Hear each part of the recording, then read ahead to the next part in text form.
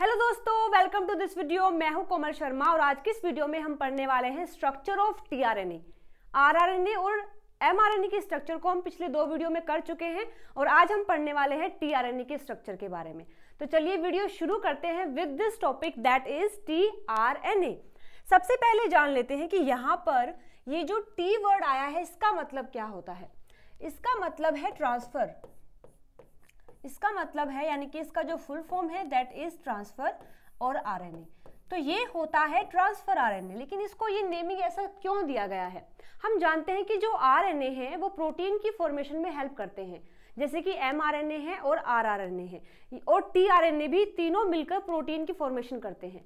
तो जहां पर भी प्रोटीन फॉर्म हो रहा होता है वहां पर अमाइनो एसिड्स को लाने का जो काम है वो ये आरएनए करता है। क्योंकि हमें पता है कि प्रोटीन बहुत सारे अमाइनो एसिड से मिलकर बना हुआ है, तो जरूरी है कि जहां पर भी प्रोटीन फॉर्म होगा वहां पर अमाइनो एसिड्स भी होने चाहिए। तो जिस भी अमाइनो एसिड की रिक्वायरमेंट है उसी अकॉर्डिंग ये जो आरएनए है इसको ट्रांसफर करता रहता है। इस वजह से हम इसको बोलते हैं ट्रांसफर आरएनए। अगर इसके बारे में कुछ पॉइंट्स में बात करें तो ये स्मॉल होता है, यानी कि थोड़ा छोटा होता है एज कंपेयर टू टीआरएनए और आरआरएनए। सेकेंड पॉइंट ये है कि ये सिंगल स्ट्रैंडेड होता है। सिंगल स्ट्रैंडेड होता है यानी कि केवल इसके पास एक ही स्ट्रैंड होता है इस तरीके से, जिसमें कि ये हम मान लें अगर 3 प्राइम है तो ये 5 प्राइम हो जाएगा। अब सिंगल स्ट्रैंडेड तो है लेकिन स्ट्रेट नहीं होता है, यानी वो बिल्कुल स्ट्रेट नहीं रहेगा। ऐसा क्यों? क्योंकि यहाँ पर बेस पेयरिंग हो जाती है।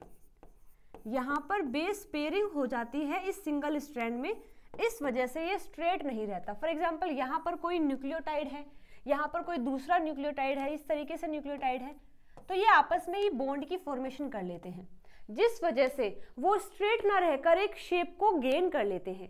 और इस टीआरएनए के केस में ये जो शेप गेन करते हैं उसको बोलते हैं क्लोवर लीफ लाइक स्ट्रक्चर। ठीक है, इसको हम बोलते हैं, ये गेन कर लेते हैं clover leaf like structure, leaf like structure को। अब ये क्लोवर लीफ लाइक जो शेप है ये कैसी होती है, चलिए आगे बात करते हैं। तो अगर टीआरएनए के स्ट्रक्चर की बात करें, टीआरएनए के स्ट्रक्चर की बात करें तो देखिए ये 3 लूप से मिलकर बना हुआ है, जिसमें कि ये होता है एक लूप, फिर नीचे की साइड होता है एक लूप, यहां पर एक छोटी सी आर्म होती है, फिर यहां पर एक लूप होता है और इस तरीके से ये स्ट्रक्चर होती है टीआरएनए की और ये क्लोवर लीफ लाइक होती है। अब इन सब का मतलब क्या है, इनका सबका काम क्या है, इन सब का मतलब क्या है वो हम देख लेते हैं। तो यहाँ पर ये जो है 5 प्राइम होता है और ये जो है 3 प्राइम होता है। ठीक है, इस 3 प्राइम पर हमेशा ही एक कोडोन होता है दैट इज ACC। मतलब ये फिक्स है कि यहाँ पर ACC होगा। ठीक है, और इस 3 प्राइम के पास एक OH ग्रुप भी फ्री होगा। हम जानते हैं कि 3 प्राइम पर OH फ्री होता है और 5 प्राइम पर फॉस्फेट फ्री होता है, और क्योंकि ये 3 प्राइम है तो यहाँ पर OH भी होगा। अब इस OH से बाइंड कर जाता है अमाइनो एसिड, इस OH से बाइंड करता है अमाइनो एसिड। कौन सा अमाइनो एसिड?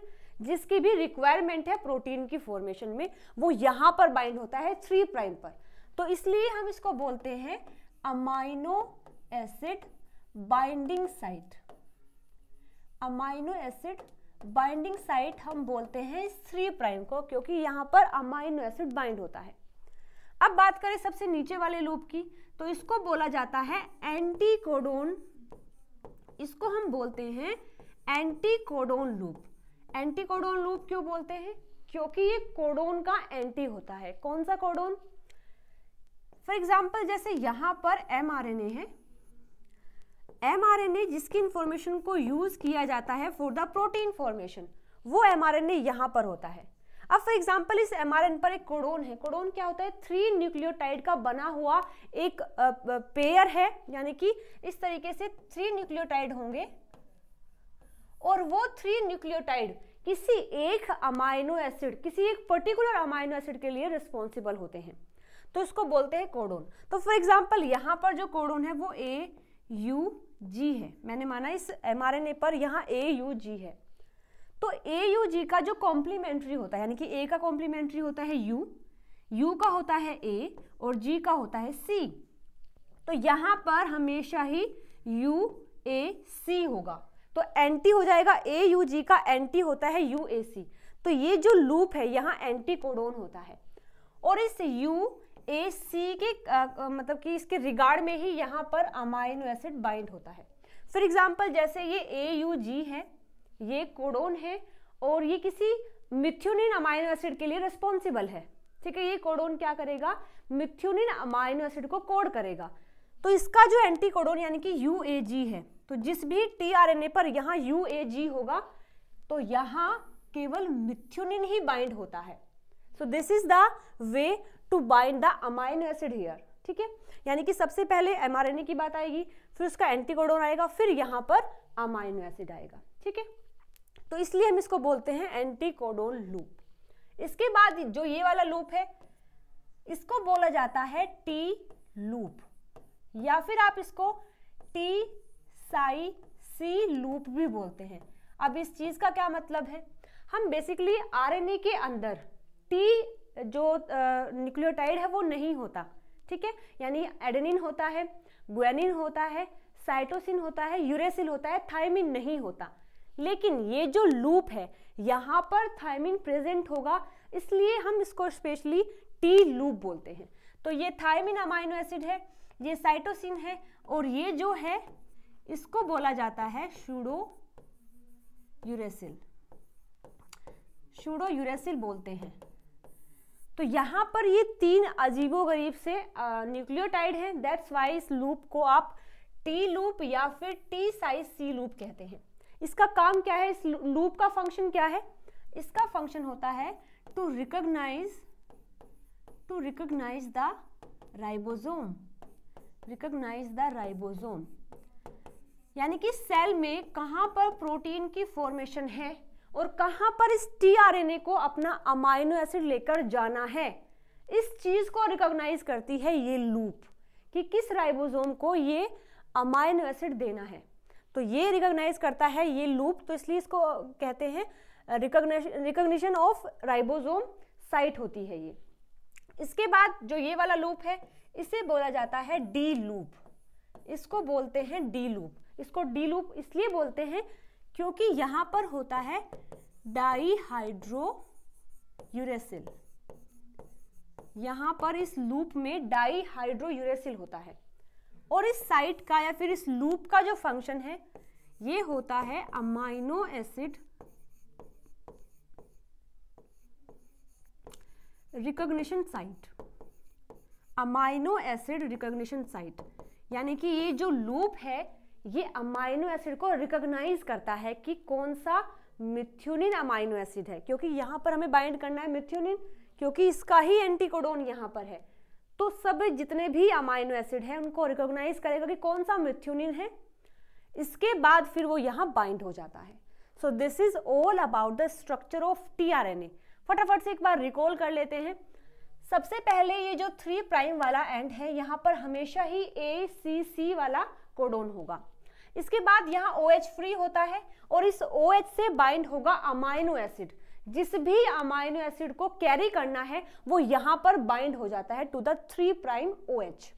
इसके बाद नीचे चले तो ये लूप है, इसको आप बोलते हैं टी लूप क्योंकि इस पार्ट में थायमिन होता है, या फिर आप इसको T-Cy-C लूप भी बोल सकते हैं क्योंकि यहाँ थायमिन होता है, साइटोसिन होता है और इन दोनों के बीच में साई होता है और साई का मतलब है सूडो यूरेसिल, तो इसलिए आप इसको टी लूप कहेंगे। और इसका फंक्शन होता है रिकॉग्निशन ऑफ राइबोसोम, यानी जहां पर भी प्रोटीन की फॉर्मेशन हो रही होती है वहां पर राइबोसोम भी होगा, क्योंकि राइबोसोम प्लेटफॉर्म प्रोवाइड करता है फॉर द प्रोटीन फॉर्मेशन।